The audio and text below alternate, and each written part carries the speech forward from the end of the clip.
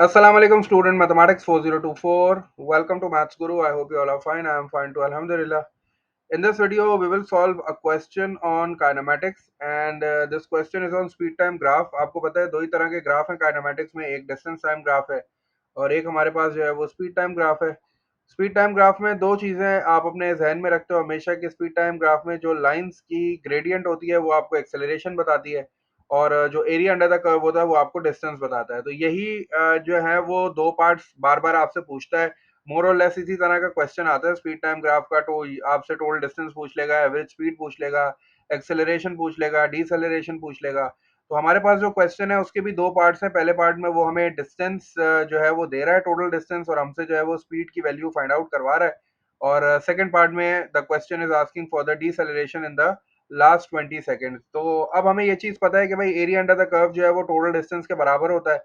तो पहले तो जरा थोड़ी सी चीजें जो है वो ये देखा करो कि आपके पास जो है वो डायग्राम कौन सी है, ग्राफ कौन सा है। तो यहाँ क्लियरली उसने मेंशन किया हुआ है कि हमारे पास जो है वो स्पीड टाइम ग्राफ है। ठीक है, स्पीड टाइम ग्राफ का मतलब है वाई एक्सिस पे स्पीड आएगी और स्पीड जो है वो मीटर पर सेकंड में है। ठीक है, और एक्स एक्सिस में वी हैव टाइम और वो सेकंड्स में है। क्वेश्चन हमसे ये कह रहा है कि the car travels a total distance of, हमें डिस्टेंस दिया हुआ है। ठीक है, a total distance of 1.01 kilometre. ठीक है, डिस्टेंस जो है वो किलोमीटर्स में हमें दिया हुआ है और टाइम हमें दिया हुआ है 90 सेकंड्स। अच्छा, अब ये देखते हैं कि 90 सेकंड्स का मतलब है कि जितना ग्राफ यहाँ बना हुआ है पूरे के पूरे का एरिया अंडर द कर्व की बात कर रहा है, वो 90 सेकंड्स यहाँ तक है।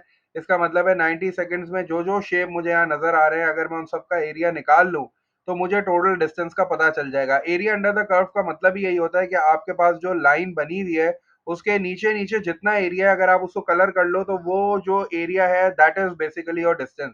तो अब हम करते ही है आसानी के लिए कि उसको ट्राइंगल्स में, रेक्टेंगल्स में और स्क्वायर्स वगैरह में ब्रेक कर देते हैं, लेकिन मैं हमेशा ट्रेपीजियम वाला फॉर्मूला यूज करता हूँ क्योंकि उससे वर्किंग थोड़ी सी कम हो जाती है।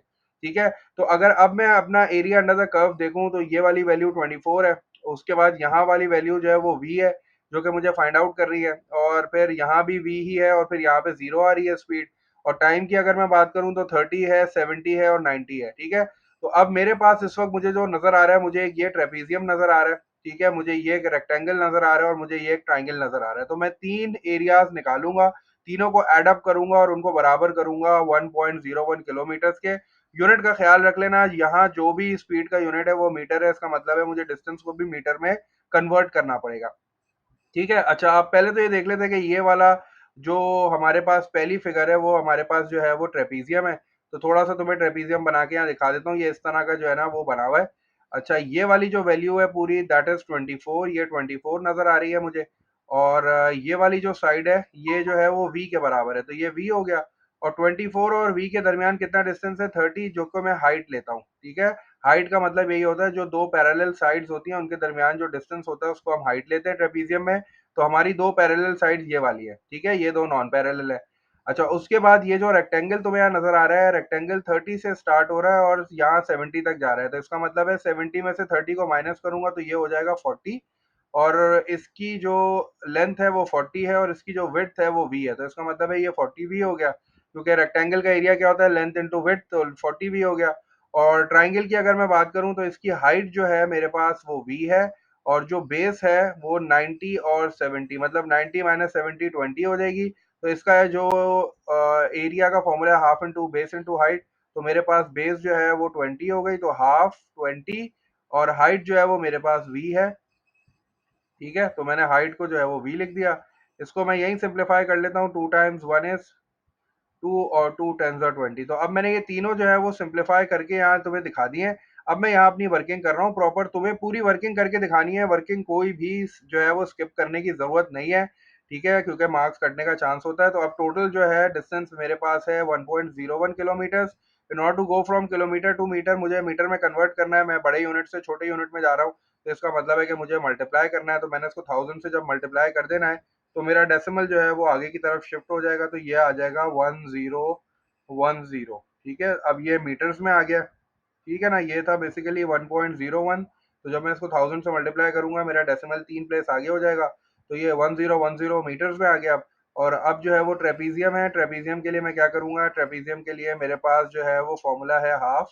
अच्छा, इनको अलग अलग ब्रैकेट्स में लिख लेता हूँ ताकि थोड़ा सा जो है वो आइडिया हो जाए। ये मैं ट्रेपीजियम वाला लिख रहा हूँ, हाफ हो गया। और इधर आता है सम ऑफ पैरेलल साइड्स। तो सम ऑफ पैरेलल साइड्स, एक पैरेलल साइड मेरे पास 24 है और जो दूसरी वाली है दैट इज वी। तो 24 प्लस वी हो गया। और हाइट कितनी है? हाइट है मेरे पास 30। ठीक है, दो पैरेलल साइड्स के बीच में जो डिस्टेंस होता है वो ट्रेपीजियम की हाइट हो जाती है। तो ये ट्रेपीजियम आ गया। ठीक है, ये ट्रेपीजियम हो गया। अच्छा, उसके बाद इसमें मुझे क्या करना है? रेक्टेंगल का करना है। तो रेक्टेंगल का मैंने निकाल लिया, वो 40 भी हो गया। ठीक है ना। और फिर जो है वो मेरे पास ट्राइंगल है, तो ट्राइंगल का एरिया आ गया मेरे पास 10 भी। अब मैं थोड़ा सा इसको सिंप्लीफाई कर लेता हूँ। ठीक है, एक काम ये करता हूँ कि 2 टाइम्स 1 is 2 और ये 2 15 सा कर लेता हूँ, तो ये इधर ही सिंप्लीफाई हो जाएगा। ठीक है, और ये मेरे पास आ गया 1010 इज इक्वल्स टू, अब मैं जो है वो थोड़ा सा इनको ये 15 है, बल्कि एक काम करता हूँ थोड़ा सा पहले लिख लेता हूँ ताकि कंफ्यूजन ना हो। ये बचा है मेरे पास 24 प्लस वी। ठीक है ना। और इनके बाहर जो है वो 15 लिखा हुआ है ब्रैकेट में, तो वो मुझे मल्टीप्लाई करना है इन दोनों से। और आगे अगर मैं जाऊं तो मैं इन दोनों को ऐड कर लेता हूँ, 40 वी और 10 वी मेरे पास आ जाएगा 50 वी। ठीक है, अब थोड़ी सी और वर्किंग करनी है, सिंप्लीफिकेशन और करनी है, उसके बाद वी की वैल्यू आ जाएगी मेरे पास। और दिस इज 1010, ये वैसे ही है बिल्कुल एज इट इज। अब मुझे I have to multiply 15 by 24, तो 15 मल्टीप्लाई बाय 24 जो है वो मेरे पास हो जाएगा 360। ठीक है, तो ये आ गया 360। और जब मैं 15 को v से मल्टीप्लाई करूंगा तो दैट विल बी 15v। और ये 50v तो मेरे पास आगे मौजूद ही है। बस अब लाइक टर्म्स को ऐड सब्ट्रैक्ट करना है और मेरा जो है वो आंसर आ जाएगा। तो 15v और ये 50v जो है ये 65v हो जाएगा। ठीक है, और 360 को मैं वहाँ शिफ्ट कर देता हूँ। 360 जब वहाँ जाएगा तो वो सब्ट्रैक्ट हो जाएगा। तो 10 और ये माइनस ये 360 हो जाएगा, क्योंकि 360 वहाँ से यहाँ मूव करा लिया मैंने।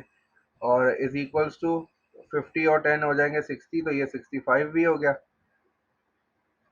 ठीक है, अब इसको जल्दी से सब्ट्रैक्ट करा लेता हूँ। 1010 माइनस 360 करूँगा तो मेरे पास आ गया आंसर 650। और 650 यहाँ पे लिख लिया मैंने। और वहाँ से जब 65 इसके नीचे आएगा, वहाँ डिवाइड हो रहा है, उधर मल्टीप्लाई हो रहा है, यहाँ के डिवाइड हो जाएगा, तो ये आ जाएगा 650 अपॉन 65।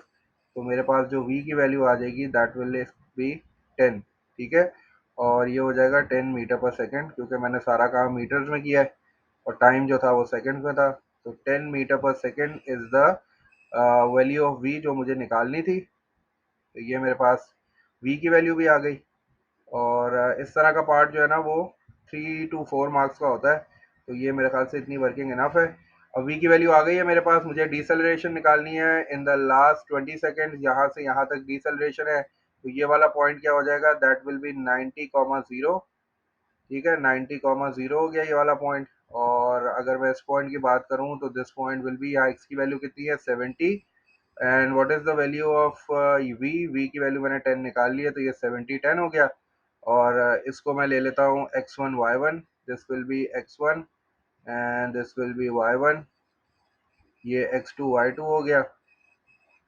चलो भाई, अब जल्दी से जो है मैं निकाल लेता हूँ अपनी डिसलरेशन। तो y2 minus y1, y2 is 0 और 0 माइनस 10